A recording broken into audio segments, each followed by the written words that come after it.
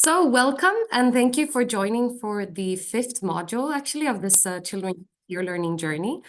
This is also the first module that we're having in 2025. So we're happy to kick off this year with all of you online and for this important discussion on how to put youth agency at the core of funders' processes and decision making.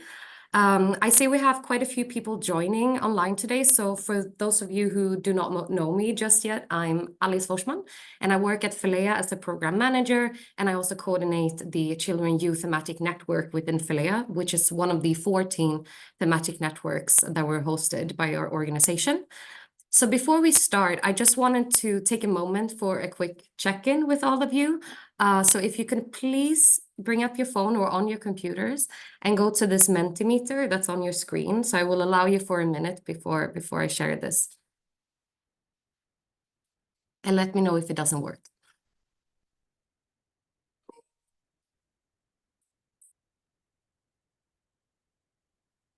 You can scan the QR code or go to the menti.com with the code.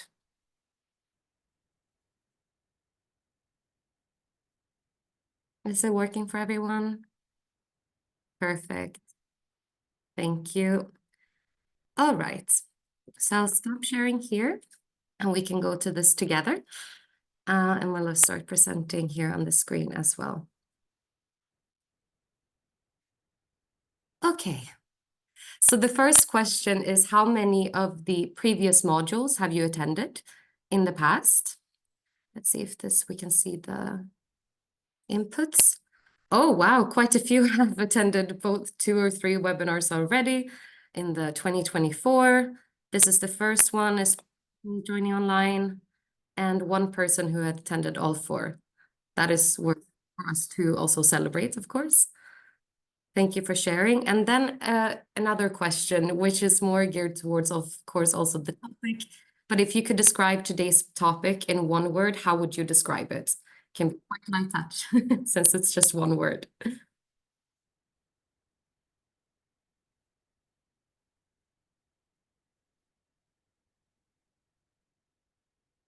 Necessary. Yeah, that's a good one.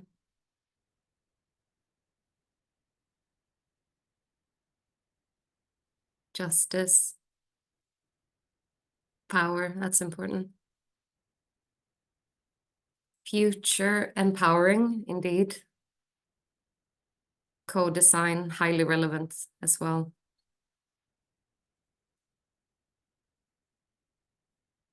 I see many people also agreeing future as being important here. Reflection, indeed. Clever. I appreciate that one as well. Young-centric. Yeah. Okay, thank you. I will move ahead to the next one, which is, in 1 sentence, what's the biggest barrier to meaningful youth participation in philanthropy? So just your own perception of this, also maybe in terms of your organization or what you encounter in your work. Maybe a bit of a big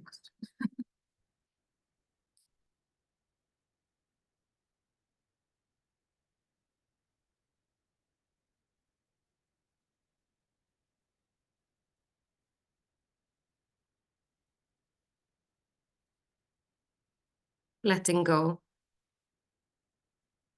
Sharing power, someone put as well. And misunderstanding what it could look like in of intergenerational dialogue. Yeah. Governance has to trust youth capacity, so let go of its power. So once again, the power sharing, resistant to let youth take decisions. Yeah. There is no space for youth to participate and be heard. Yeah. Indeed, a lot of power elements here, which I think we can agree. Youth not being part of the board. Yeah. Mistrust from the older generations. A lot of good responses, indeed. The power dynamics are definitely present in this conversation. I will then move ahead to the next question, which is a bit more, let's say, on the optimistic side, which is I think you will be able to see it in a second. Name one benefit of youth participation in philanthropy. This can be a short answer, a longer answer if you would like to share.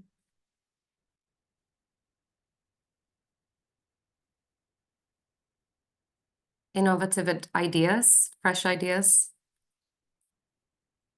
Also sharing different perspective, better projects. Yeah. Vision of the future, relevance. Indeed, also the element of growth for the young people present.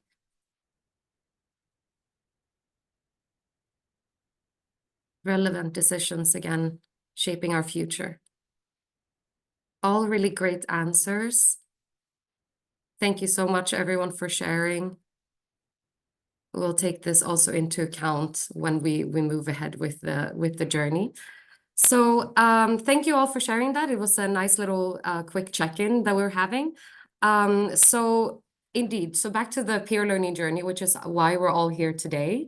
So this journey, for those of you who may not know it as well, is designed for a space for foundations and organizations that want to learn from really practical examples of meaningful youth participation. So throughout the series, we've explored how to engage children and young people, both in programs, initiatives, governance structure, and much more. And our goal is really to move towards deeper, effective youth engagement within the philanthropic sector, and bringing together really the practical tools of how to do so. So to support this journey, we're also collecting the key recommendation from each and every module and learnings, which we can find on the Philea website. So I will put all of these links for you to check out as well. So in case your organization would like or is looking for any inspiration or guidance on how to implement any of these practices, this is a great resource to sort of get it started. So I will put that in the link as we go on. But for today's session, we're delighted to be joined by our steering committee member and colleagues here at Assifero, who will lead on the discussion based on their Futures Chairs program. So before I hand over to Andrea, I just want to give a quick overview of today's agenda. Our colleagues will introduce us to the Futures Chairs program and explain how it connects to also the broader efforts of embedding youth agency in funders' processes. They will also be concluding with some key takeaways that you can and recommendations for you to consider also within your own work. After which we'll open the floor for a longer Q&A session. So please feel free to drop any sort of questions that you may have throughout the presentation in the chat, or save them for the discussion towards the end. So without further ado, I will then hand over to my colleague Andrea. So thank you.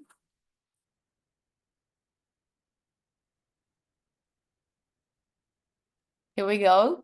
Thank you, everyone, for being here. It's a great opportunity for us, and we're super happy to be here and to see some familiar faces and new faces. And I'll actually leave the floor right up to Ilaria, that will bring you straight into our Future Chair world. Thank you, Andrea. And hello, everyone. I am Ilaria De Cave. I am responsible for the membership of Assifero, that is a PIO, a philanthropy infrastructure organization in Italy with 178 members today. Some of them aren't here now, so thank you. One of our main programs is Future Chair that Andrea and Francesca, my colleagues, will explain later. But let's start from the why. So why do we need Future Chair? Why we thought that? Let's start from a couple of considerations about the Italian context. One of them is a demographic one, a demographic imbalance. Italy, as you may know, is the second oldest country in the world after Japan. On average, the age of the population is about 47 years old, and young people under 30 are 15% of the population. 52% of expats are aged between 18 and 39, and 80% are under 17. The second consideration that is really rooted in the Italian culture, maybe, is the strong link between that we have between experience and age. Young people have no experience because they are young, so they are not valuable on the in the professional level. Thank you, Andrea. But what about us? What about philanthropy? We have many programs. Many foundations have programs that focus on young people, but they are not involved in the design and implementation of the programs. They focus on young people without them. These are a couple of data that we gathered from our survey, a survey that we conducted during 2023 among our members. And we found that only 32% of the organizations have employees under the age of 35, and consider that if you are 35, you are young, you are a young person in Italy. And on average, the age of the board members is very, very high. You are here, you have here some percentage. So what are the some considerations that we can do about youth implication? And what emerged from the survey? Our foundations are at the very beginning of the path. They are working for the creation and facilitation of the spaces for the dialogue and debate with young people. But and this is very important, the majority of the actions remain limited to consulting them just or only about topics that adults consider relevant to them, not about the topics that are relevant for the entire society and not in the decision-making processes. Unfortunately, rarely young people's views and ideas are included or taken into consideration in the decision-making processes or bodies. And of course, the structural youth involvement is very, very low. They are at the very beginning. And these are some considerations that we have from the Future Chair's first progress report that we conducted at the end of 2024. So what we can say in the complexity of these are a couple of our considerations. In the complexity of our times, young people should have voice not only on topics strictly related to them, but on what is considered valuable for the entire society, because they are part of society, of course. Foundations really could benefit from the intergenerational perspectives, because in order to take better decisions, because they could have a diversity that is fundamental for boards to be informed about community needs, and young people are part of the communities. And of course, young people have lived experiences and skills that can enrich foundations. So how to do all these things? We have here the philanthropic cycle that we took from Philea, from the report Child and Youth Participation in Philanthropy, Stories of Transformation. You have the philanthropic cycle from some points, some phases of the philanthropic cycle, from defining issues and priorities to grant attributions and so on. So we can implicate, we can guarantee the access of young people in our foundations in multiple ways, and also mixed.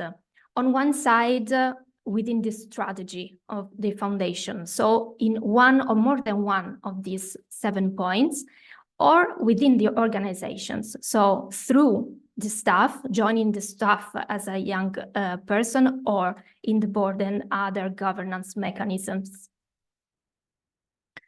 What is our approach?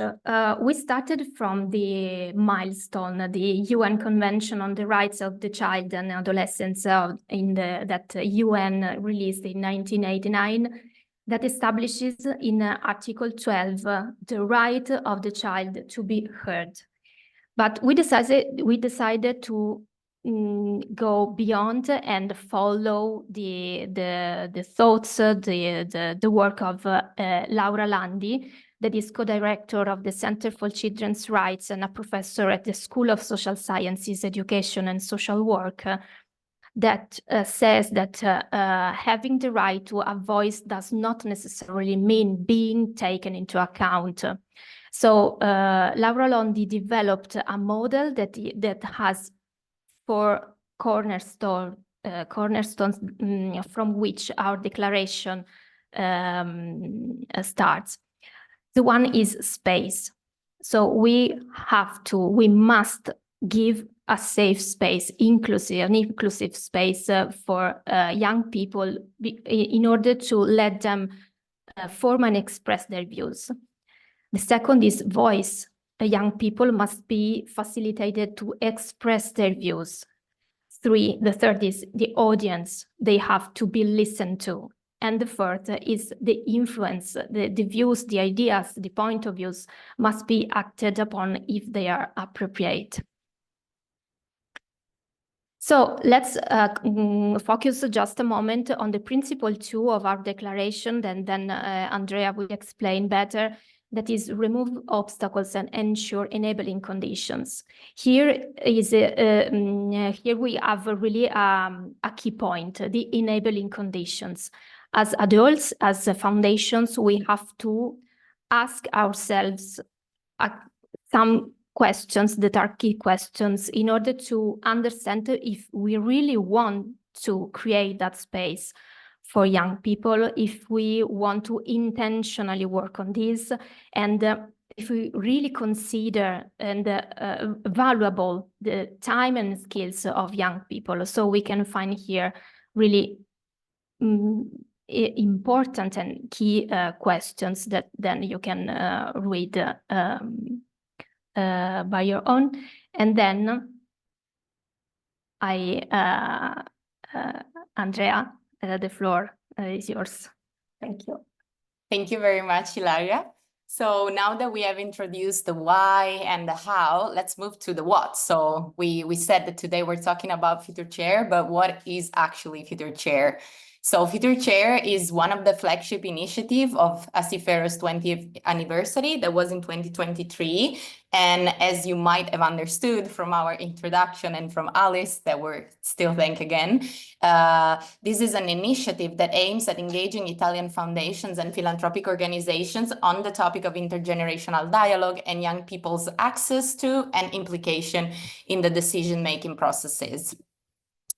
But before we start on what a Future Chair is, it is important that you know why Assifero is doing this. So as Ilaria was mentioning in the introduction, Assifero is a PIO. So we are the National Association of Foundations, and it is important that we underline the fact that it is a PIO doing this work, and is as a PIO, as such, we have a role to move the system. You can see close to on the slide, the 4 C's approach +1, that is the catalyst. And so we're talking about all of these 4 C's when we're talking about Future Chair, but we're talking a lot about the catalyst approach. So as catalysts, PIOs have the role to broaden perspective and enable change, because we can produce a ripple effect in the sector, helping disseminate experience, ideas, knowledge among members, but also beyond our members, and trigger transformation. So this is why Assifero decided to launch Future Chair.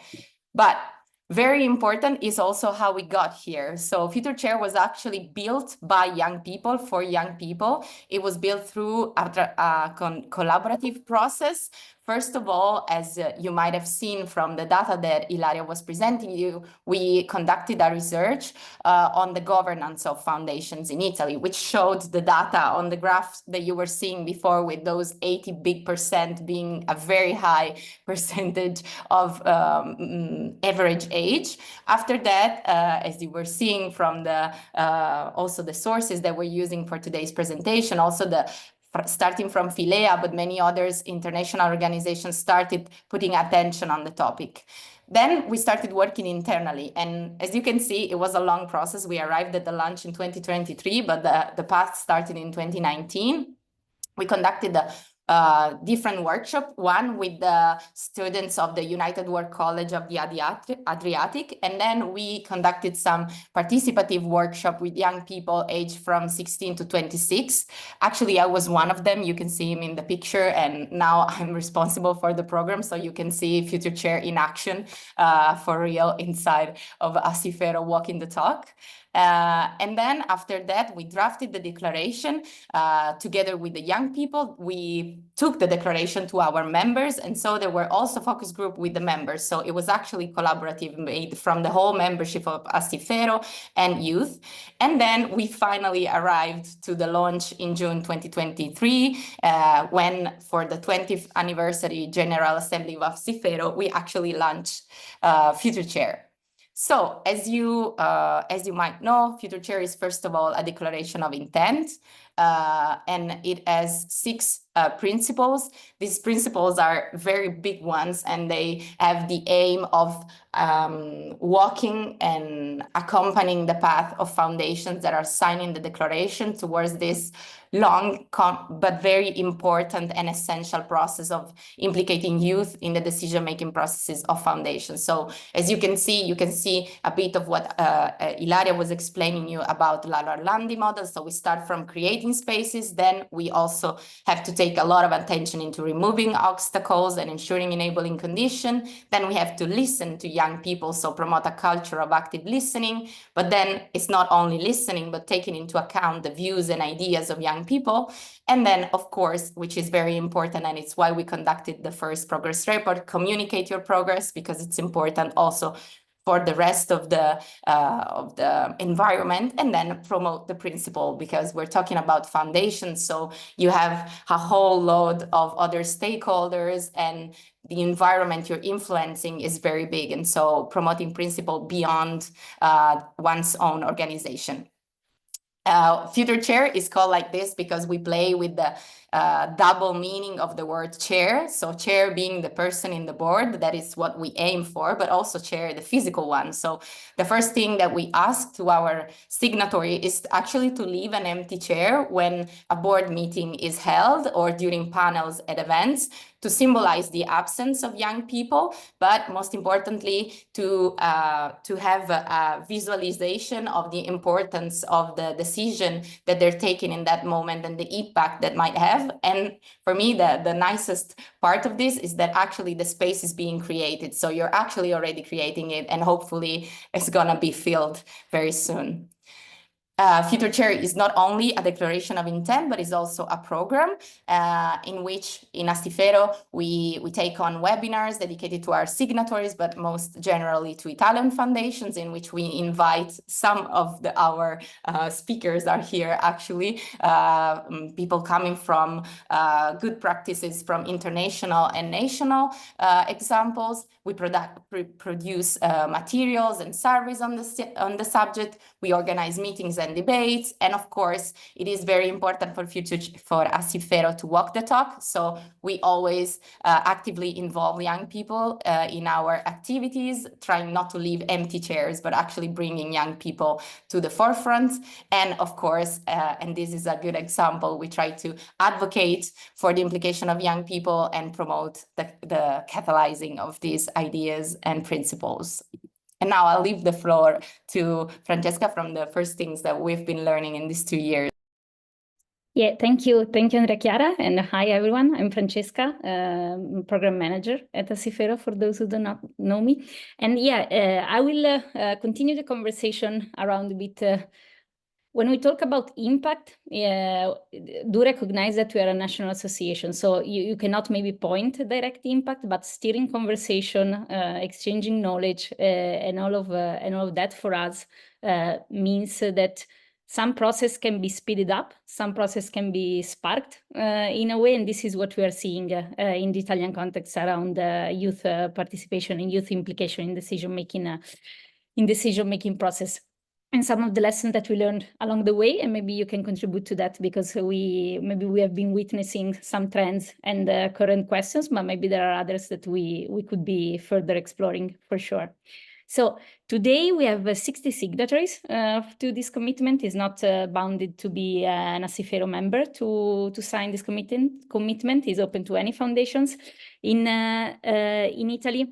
And the idea, as everything we do as PIOs, is also to meet organizations where they are. So you'll see that there are some organizations that maybe are more at the forefront of this kind of work that can inspire others, but we also do not want to leave anyone behind in a way. So we're very much focused on tailoring ideas, programs, opportunities to cater specific organization, also individual organization. We have one-to-one with those who are signatories, and maybe they are on the lookout for inputs, for inspiration, and others. And we try to uplift existing example and also existing failures in a way. So also having the, let's say, the courage to understand what went wrong in the implication process and be able to create a safe space to share among the signatories. So for others not to replicate maybe existing path in a way.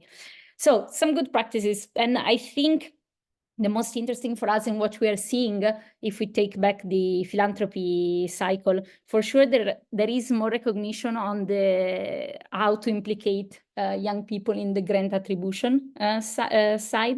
There are established practices like Youth Bank that are slowly taking off with especially new community foundation. For those who are not aware of what Youth Bank is implementation and design of the overall granting process by young people for young people in the community. But what's interesting for us is also this kind of understanding of the intersection of enabling conditions, what we are saying. So not always the same young people get access to the opportunities. So maybe those who have time, so those who maybe come from a wealthy background or that are highly educated or that have the time and the knowledge already to join this kind of process. But many foundations are stepping forward also to put in the leadership position those young people that might be at the margin sometimes. And for us, an example is the Agrigento and Trapani Community Foundation, who applied this Youth Bank process to young people in the juvenile justice system. So very marginalized community of young people that they put in charge of the whole decision-making process for their community. So for us, it's very interesting this way. And also in terms of what kind of program and process they're leading, what we are seeing, maybe you can also, how do you say, confirm that foundation usually start to implicate young people maybe in an area of the organization to see how it goes in a way. So they lead, there is an area maybe dedicated to that, like you see the Vanda Di Ferdinando Foundation process, collective process, or imagining the spaces in their community.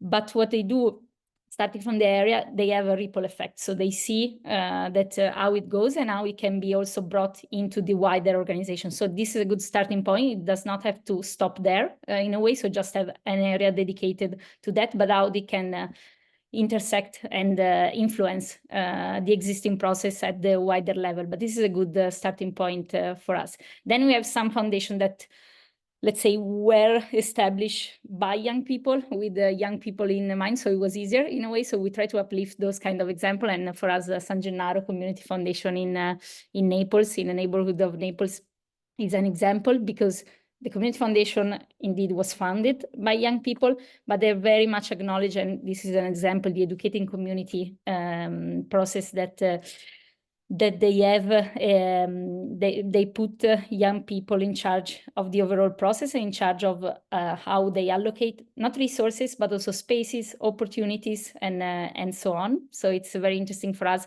And we see a lot of that getting speed up in a way.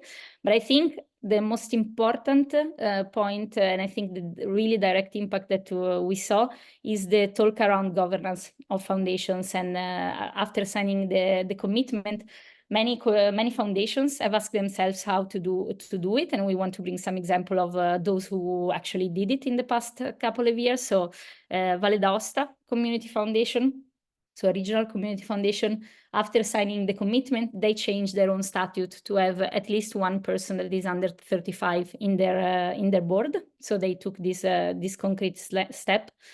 Fondazione Cottino is a family foundation, elected a young woman, so they in their board after having conversation around the topic. And also EOS Foundation, who is a corporate foundation, which is very interesting for us, and it's one of the consideration we might be bringing, is also how corporate foundation can also influence the corporate side, and how this process can intertwine in a way. So we see that EOS Foundation has now 2 people under 35 in their scientific committee at first, so one of the advisory body of the governance, but they take in a further step when it was never asked and let's say it was never imagined before.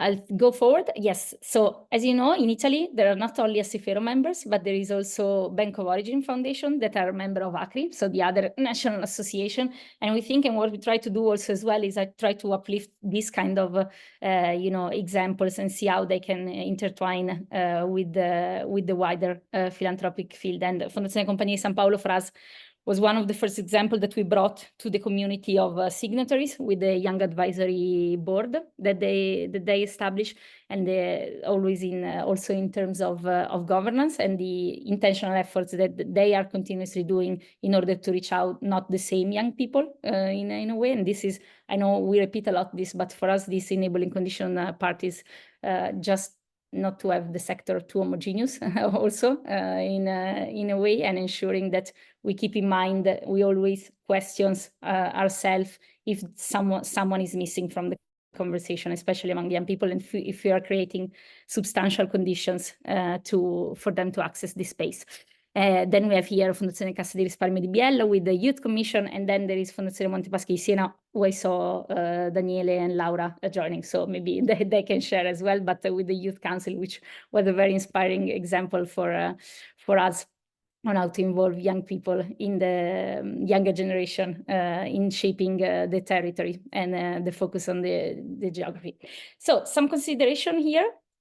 I already mentioned the kicking off of the conversation around enabling conditions, so I won't go further, but we work a lot with also international organizations that focus on that. There is a lot that has been done by the Young Trustee movement in the UK, by the Blair Trust, Blair Grave Trust, always in the UK, why we need to compensate young people for their efforts, for their work, and for their time. So there is a building literature that we're trying to, let's say, focusing on and building on, and try to share it and spread it more in Italy around this kind of question to ask. Questioning the way things are done. So we're a national association. Some things that we see are also much of the type of foundation that, as I was saying, that are based on. So family foundation, we see that we are now having we're now having at the board level intentional conversation around how to expand a bit the board, not only in the family, which is something, let's say, quite practical and quite how do you say, quite granted, to give for granted in a way. There is this succession planning within a board, but also how to expand beyond the family, and so how to get other young people, maybe those with lived experience, in the conversation. So we saw there is we're having active conversation around this.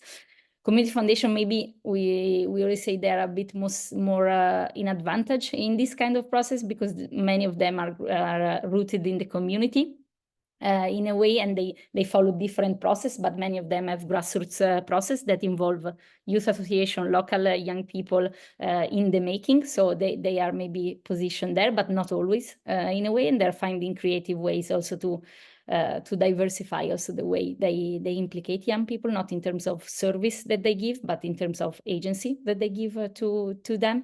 And then, as I was saying, corporate foundation, this kind of potential that there is also, if the corporate foundation take new path and new responsibility, maybe they can influence the corporate as well. We see this kind of dynamics a bit happening in the way.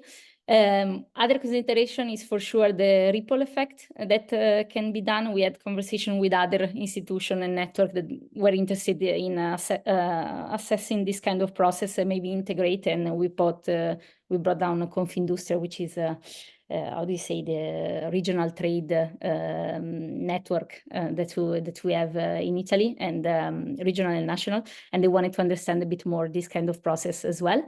And then we walk the talk as an organization. We cannot, let's say, push this kind of commitment and then do not work the talk. So there is space for us, for the team. Not all board membership position that Assifero holds are held by the Secretary General or the board members. Also the team and the youngest member in the team get to be on board in other organization. I'm a member, for instance, I'm a board member of the Messina Community Foundation, for instance, because they're required to have someone from Assifero, and that was me, not necessarily someone else. The co-creation of the events with young people, we have a budget line for that. We pay young people for their commitment and for their participation. So we open a budget line also in our event, and we actively fundraise also for this kind of work. And yeah, so this will be it. No, there are also the key recommendation. As again, I will repeat, enabling conditions, and this is like my mantra along the Future Chair program, to seriously take into consideration the enabling condition. One other thing, sorry, I wanted to mention because I forgot. One of other consideration, also dialogue that we're opening, is also at the staff level. We since last year we partnered with this organization called Article.org, which is focused on Article Group.org, which is focused on succession planning in NGOs. And we feel at the staff level in foundations in Italy, there is this lack of in the let's say in the non-profit sector in general, there is this lack of planning in the also human sustainability of the organization. So we are working, and we had a webinar, and then we're going to have other moments dedicated to this idea of successfully succession planning within the staff and intergenerational dialogue among the staff members. So this is another area that we are going to open, and we just kicked off last year. But yeah, for us, it's necessary to invest resource in that, and was one of the main highlights of the first. It's a commitment, so we don't. It's an auto-evaluation of the organization so far. We will see how we can go further, and we explore new possibilities. But one of the things was that there was a lack of investment and knowledge by the foundation in this realm, financial, but also time, also in terms of time and skills needed to act upon this kind of principle. And our other main point is also the social capital that foundations have, and the influence power that they have. So maybe one further step for us would be for foundations to find to give their grantees maybe a budget for this kind of work, so they can implement it and having this kind of ripple effect. But also when they are in conversation with other stakeholders, Andrea Chiara was mentioning, put this conversation in the front, and also maybe try to influence other partners also from the private, but also from the public administration. There is much to be done also around that. So do not forget around, let's say, this kind of influence power that as foundation we have. So Future Chair is up for grab in a way, so it's not it's not an Italian thing. We wish it to be, and we are working on this adoption toolkit with what we learned so far, so that can be made available to any organization, any PIOs, anyone else who wishes to bring forward this kind of conversation. And yeah, it will be ready next week probably, and we will make it circulate across the network. And this is some useful resource. But yeah, please, I think I spoke too much. So if you have any questions, doubts, does it resonate, does it not, please feel free to move forward, to come forward. Thank you so much, Francesca, and thank you, Andrea, as well as Ilaria, for this interesting presentation, for all the resources. Just also to mention that the toolkit that Francesca just showed will also be available on the website and the good practices of the modules. So I will also be putting this for you all to have access to as well. Does anyone have any initial questions regarding the Futures Chair, or any comments, anything you would like to bring to the conversation? If so, just please raise your hand. Feel free to speak up right away. Well, me, more than a question, is just to once again congratulate with this initiative. I was happy and glad to be also one of the organization to be part of one of the webinar, especially the one on mental health.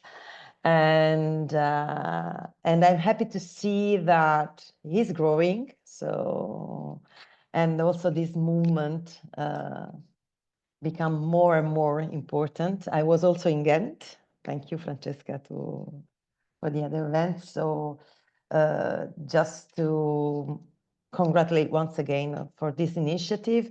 And as I was the one while in Mentimeter, in the Mentimeter that put the sentence sharing power, because this is really one of the key issue that if we want young people involved in the decision maker, we need to, in the decision making process, we need also to accept and account and be accountable for what they wish and ask to us.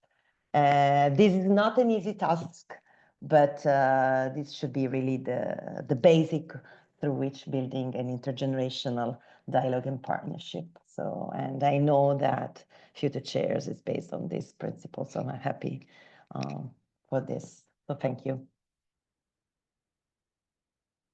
No, thank you, Chiara. And just, well, yeah, we're still recording, but it's okay. No, just to share that for us, the Intergenerational Board of Learning for Wellbeing Foundation is just like our, let's say, front example. And we're like, they are doing this somewhere else. So and what is possible. And then people are a bit scared, but then they find the halfway. So that they're going to be there. I believe we're also going to be there. Thank you so much. Thank you, Chiara. Also to mention that within the steering committee of the Children and Youth, this is something that we've been discussing also during the November in-person meeting regarding, ceding power and having these honest conversations about its actual impact. So thank you for bringing this to the table as well. Does anyone else have a question or anything that they would like to add? Opening the floor.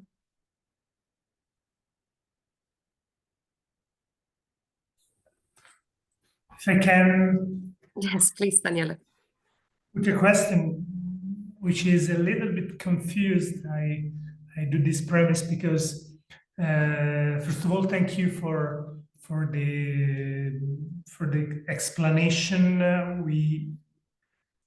I knew the program, but all the details and all the different best practices are so useful for us. I was wondering if, in your experience, you have coped with the tipping point in which you enabled the condition, facilitate the creation of engagement of youngster, and then which is the right moment to leave totally the floor to the youngster, to the in our case to the youth council, because we are reflecting with Laura and the other colleagues that take care of our program, that trying to give to them independence, support, money entails a moment that we have to plan in which they probably don't need more support or in other words, should be important that their legitimacy as a council, as a group of youngsters, comes not from a foundation that support them, but also from being a relevant voice in the city, country, Europe landscape.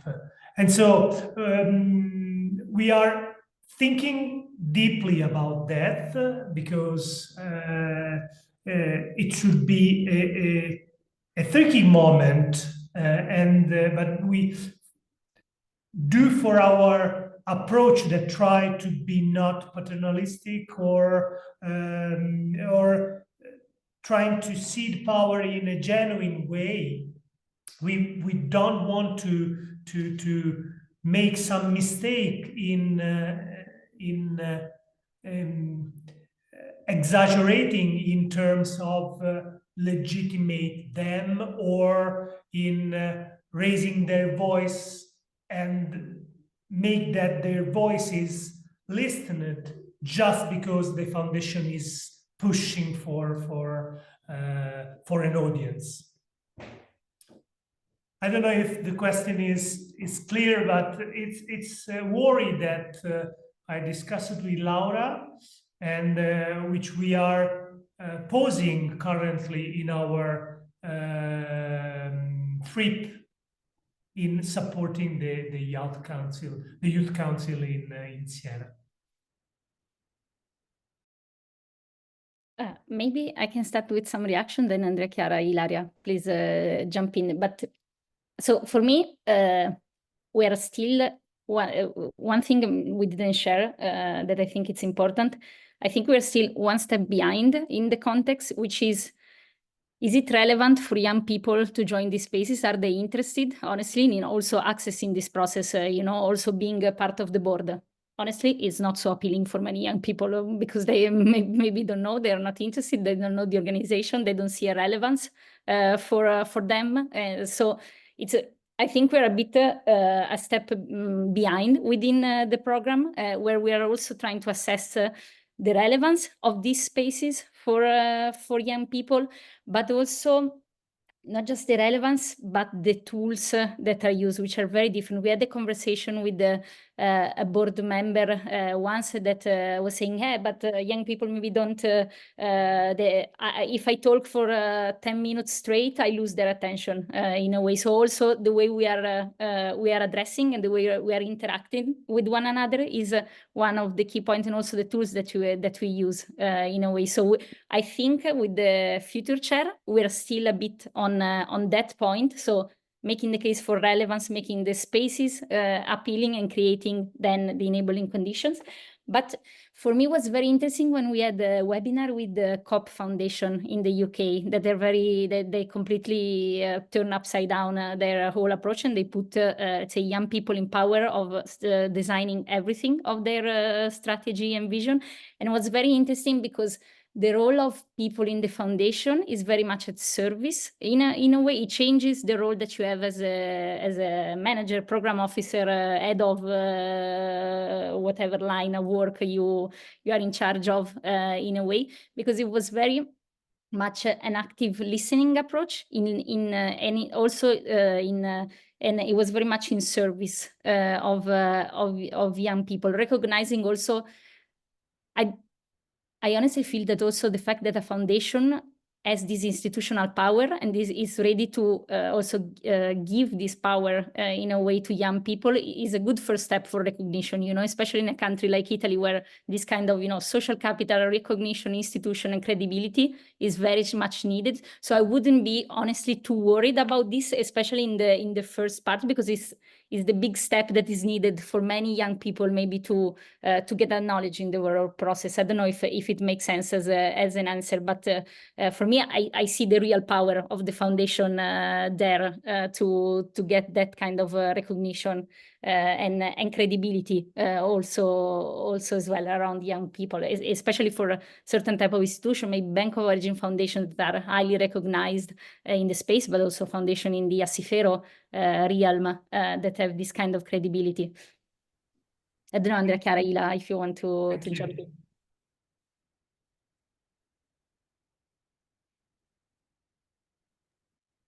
I don't want to take more time, but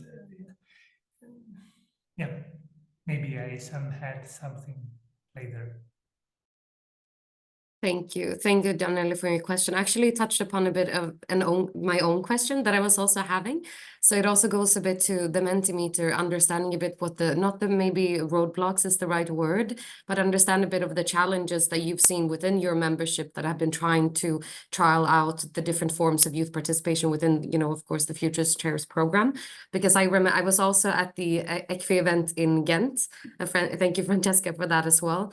And I remember having conversations with the community foundations that were present, and the issue of trying to create a youth advisory form of council within specific context, and it was very different depending on also where you're based, to get the young people actually involved and interested in joining these conversations. I just wondered if there's anything else that you can add in terms of your membership that you've heard and that you've seen in terms of the roadblocks and getting the young people engaged.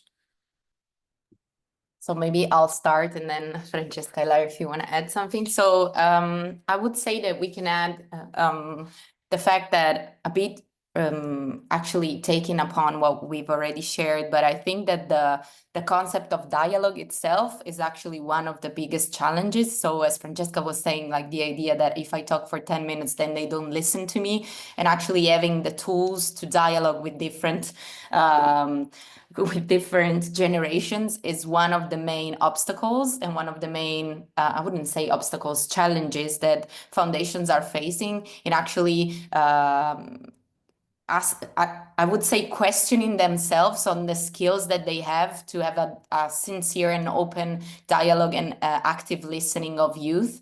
So, and understanding the fact that to have a proper intergenerational dialogue, you actually need skills. It's not something that it just comes out naturally or easy because you're just from the same country or from the same community, then you're gonna understand each other. So I would say that one of the difficulties, challenges that they're facing is actually itself on the dialogue and the tools needed.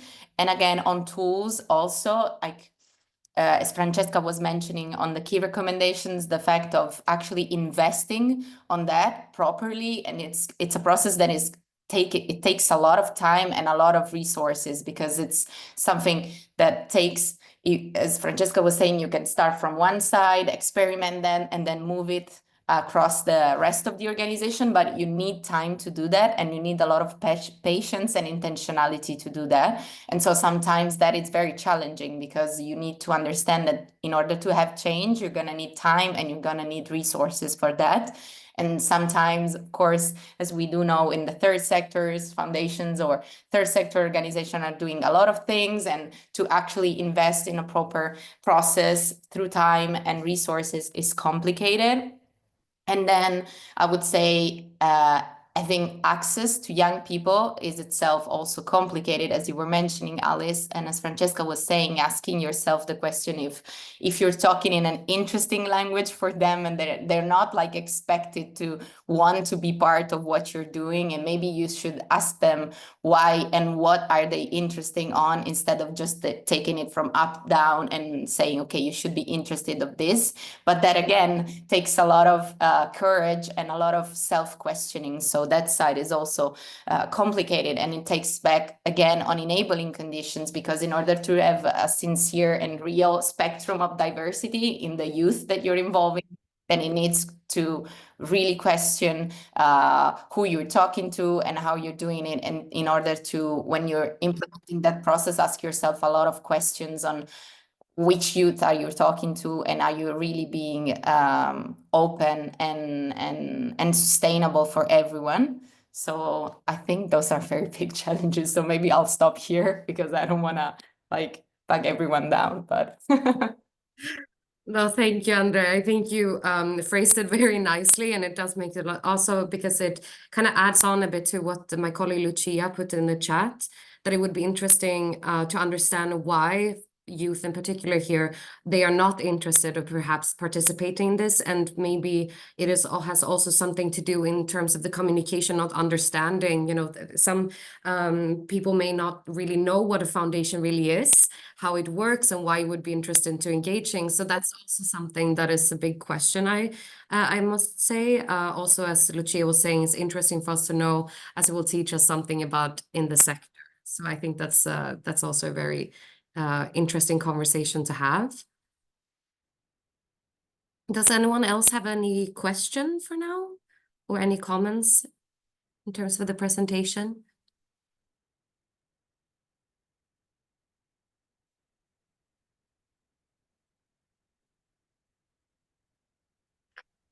Maybe I just, nothing, I mean, the presentation was great, and I too am very happy and impressed that Assifero had inspiration, I would say, from some of our work and was able to continue that down the road. It's interesting to hear that the challenges that Chiara is talking about and just now are very similar across the board, even as an organization like ourselves, where we try to do it. It's the same challenges and the same issues. And if I touch on what Lucia was asking, I found, I mean, from my own personal experience, I would say that yes, maybe it would be interesting to see how we explain what we do or how they connect to our work and whether that's something that's preventing them. But I find that especially with young people who are interested in starting to take an active role or be involved, they need to have an experience. It's very difficult for them to be able to understand or get excited about something that they're either reading about conceptually or, just hearing about. They need to have an opportunity to engage and have a moment where they are either meeting people that they find interesting or talking with them about the topic or experiencing it for themselves. And then I think you find that you have more desire or interest from these young people to be connected to what you're doing. And I think it's also a really good question. It's also it's a matter of where they are also in their lives and what they are doing with themselves and what is taking up their mind space. And I often feel it's a bit unfair as us as adults coming in. It's almost as if we're guilt tripping them into the fact that they should be interested in education and they should be interested in climate change and they should be, when it's not really very fair. They're dealing with a lot of other things that if we set ourselves back 30 years or so, maybe some of us even more, we would remember that we weren't actually very active at that time in our lives, so with other things. And this is just something that we need to be aware of. And I think that if we manage to find the young people who are interested, then it's great. We should be able to give them a platform and a space in order to do so. But I don't think we should also start berating ourselves for the fact that maybe, sometimes they're just young people who want to do other things and are not very interested at this point in time of their lives to be part of everything that we're doing. But it's wonderful to see these pockets of, opportunity and things that are being taken on by other organizations and other foundations to try and make a difference overall. So I congratulate you for that. And we need to be kinder to ourselves if things are not going as we planned, or understand that it's a challenge for everybody, no matter what. Thank you so much, Chiara, for mentioning this. I can see this and I absolutely agree. I think it's a very, very valid point, especially in terms of young people's also capacity in terms of, studying life and everything that comes in between that. I also must say that when we talk about participation, something that I reflect on just personally myself here is that when we talk about meaningful youth participation, and it's also a matter of indeed the expertise and not just for the sake of having a young person at the table. That's also an interesting dynamic there. So there are different levels of doing this, of course, but I'm happy that we can have these conversations and also brainstorm around it.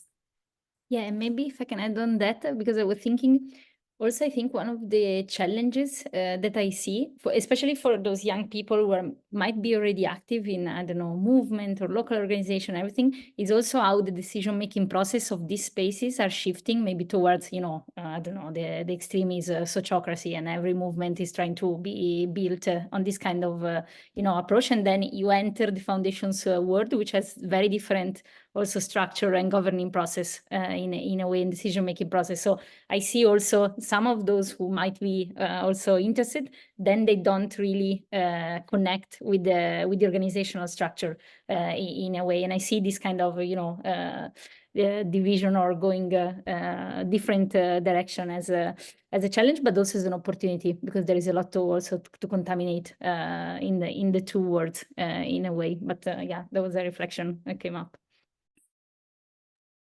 Absolutely. Thank you. Does anyone else have a question or comment or anything you would like to share? Okay. In that case, we can also wrap up today's webinar. Thank you so much, everyone, for joining this afternoon. I hope it was useful. I will, of course, follow up with the entire community with the lessons learned and the key takeaways and everything. So you will be hearing from me very soon. And then also just want to flag already that the upcoming module will be taking place on the 8th of May. So we will have this webinar, but I will, of course, share a save the date for the next one and all the additional information for you to have. Thank you so much to the colleagues at Assifero for today. It's a lovely presentation. Thank you. Thank you so much. Bye. Bye-bye. Thank you. Bye.